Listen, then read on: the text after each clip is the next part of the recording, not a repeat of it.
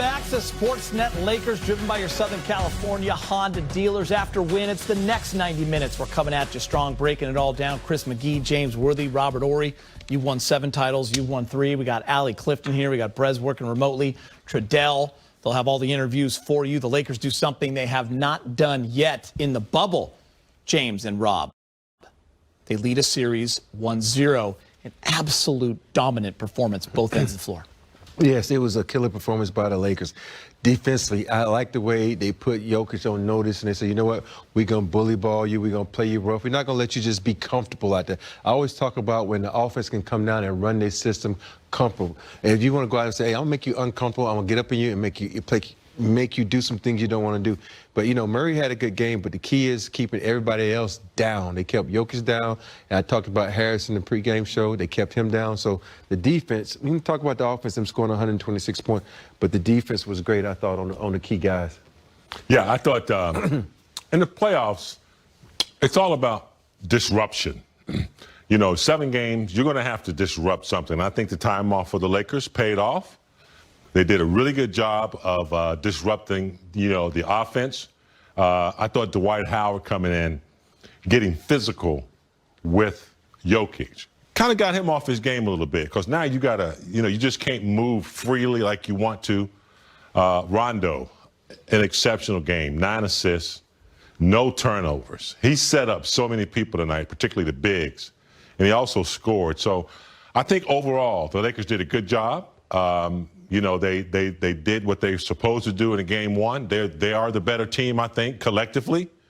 And I think they set out notice that this is who they're going to be playing against. Defense was outstanding. Glad you mentioned Dwight. I feel like everyone thought, oh, we got ourselves a series the minute Dwight came in the game, and he got everyone going for both sides. Let's check in with Mike Treadell. Dwight is standing by. All right, Dwight Howard, you entered the game in that first half and just made an immediate impact on Nikola Jokic. You had talked about how it was important for you to stay up at this level after not playing as much in the Houston series. How did you stay engaged like that mentally and come in and make the kind of impact you made tonight? Well, you know, I knew that last series, Coach, he told me before the games that, you know, it's going to be tough for the bigs to play because of how Houston played. So he said just be prepared for the next series, get your mind and your body right to go to battle against whoever we play next. And that's what I try to do, just stay in the gym, stay focused, and stay locked in. Dwight, you had 2 blocks and 2 steals in the first 4 minutes that you were in the game, so I think that backs up your last point. But what was the defensive game plan for you guys as a group that allowed you to impact the Nuggets like you did, especially in those middle 2 quarters, holding them to about 20 points per quarter? Just be physical, just agitate them, just pressure the ball, you know, make them make tough plays, and just stay locked in. You know, they're a very good offensive-minded team. They got a lot of guys who can put big numbers up. So the biggest thing to do is just be aggressive, but use our intelligence. You know, we got some very smart basketball players on our team, and we want to use that against this team. Dwight, you guys had lost game 1 of the first 2 series before rolling off 4 wins in each of them. Did that impact at all your prep for this one and wanting to get off on the right foot from the jump against a Denver team that had just played a tough 7-game series? It did. It's very true. You know, we didn't want to come out tonight and give them any confidence or hope. We wanted to come out tonight and smash them from the beginning of the game to the end. And I thought we did that for the most part. You know, so we know they're a very good team. They're well coached. They have a lot of guys who can come in and, you know, do some great things. So we didn't want to give them any confidence. And Dwight, just last one for you. What's it been like for you playing next to LeBron and AD? The length, the athleticism of that unit. You came in, you started the second half. What's important with the group that you guys have there and all that size? Well, one is experience. You know, we played a lot of games in this league. We've been to the playoffs. You know, LeBron has been to multiple finals. So is Doe. And, you know, we just want to go out there and just give everything we got. You know, we're one step closer to all of our dreams. So we know how important this game was. And we just are glad we just came out and did what we were supposed to do. All right, thanks a lot, Dwight. I want to talk Dwight first because Mike just talked to him. 16 minutes. 13 points, got to the line, was disruptive, caused havoc, but also, I'm trying to find the right analogy, but it's almost like you're You were just in your house and you weren't allowed to go play when all your friends are out there and you're just waiting, but you got to finish up your chores, or whatever it is, for like a week. And then all of a sudden, mom and dad said, go ahead. I mean, he went out there with some energy, maybe some pent-up frustration, whatever it was, and just took it to him, James, from the get-go. And when I say earlier it became a series, all of a sudden Dwight was John. Things were getting chippy. Nuggets started talking. I'm like, here we go. This is what it's got to be. This is the Western Conference Finals. But then Vogel starts him in the third quarter. And that's when the Lakers made that huge run.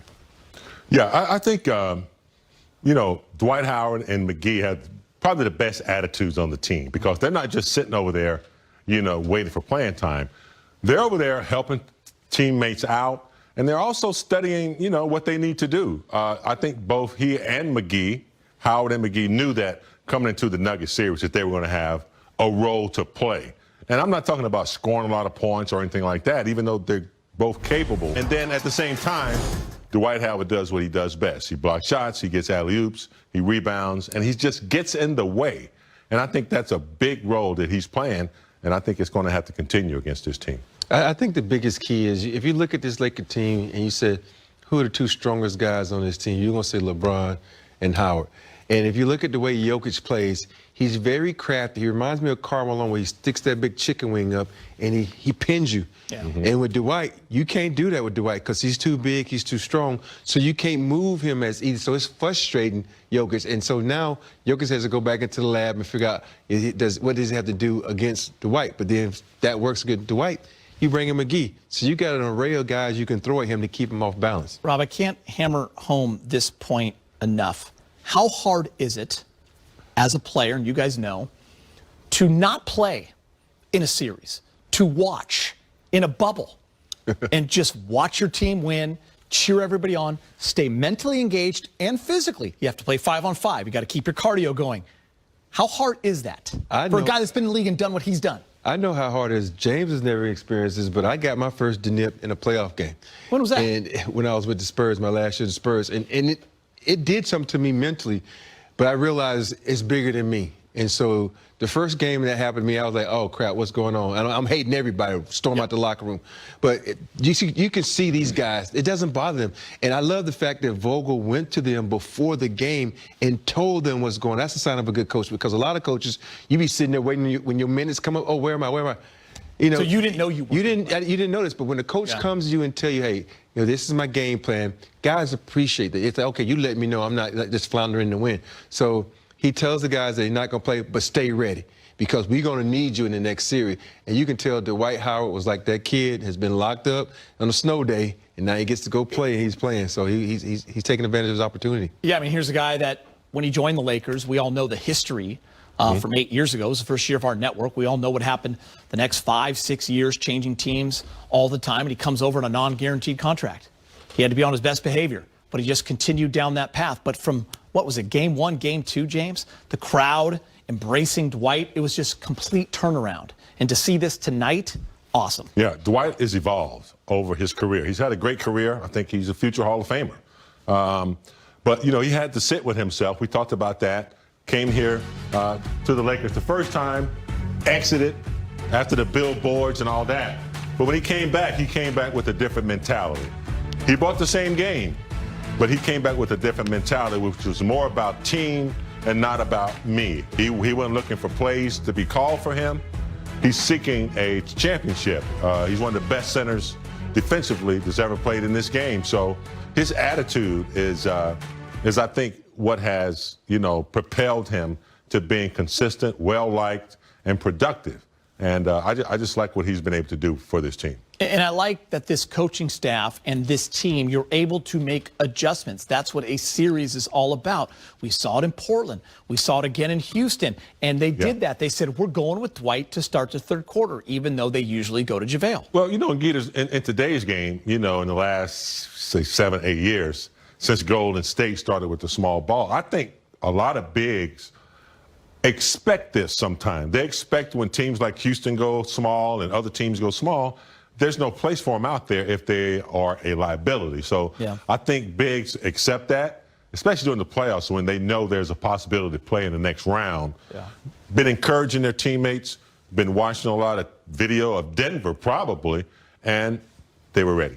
As I told you guys before, 90-minute post-game after wins. We got a lot to get to. AD's big night. We're going to hear from LeBron. We're going to hear from AD. Lakers defense was stifling, efficient offense, and the role players erupted, including KCP. 18 points, 3 of 5 from 3. Rob picked him. Rob picked him in his take your shot. Let's go back to the bubble. KCP talking with Mike. All right, Kentavious Caldwell-Pope. So first quarter of the Western Conference Finals, Denver scores 38 points, and then it seems like you guys just adjusted quickly. What happened defensively, Kenny, starting in that second quarter and going out throughout the rest of the game as you guys built the lead? We had a feel about what they was doing, and how much pressure we could put on defense. We kind of turned that defensive pressure up the second quarter and throughout the whole game.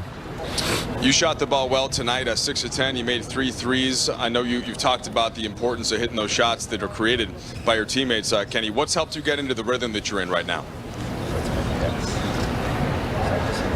Man, just staying ready to shoot. You know, I know most of the time I might not get the look, or just be open. Just be ready to shoot at all times. Or just pass the ball. I was at a good pace, a good rhythm. Just being patient. And what are the main differences between Denver and Houston and Portland, the teams that you've seen? What stands out to you that's going to be key, Kentavious, as you move forward in this series? We know they're going to be relentless. They're not going to give up, regardless of what the score is or what quarter it is. We know they're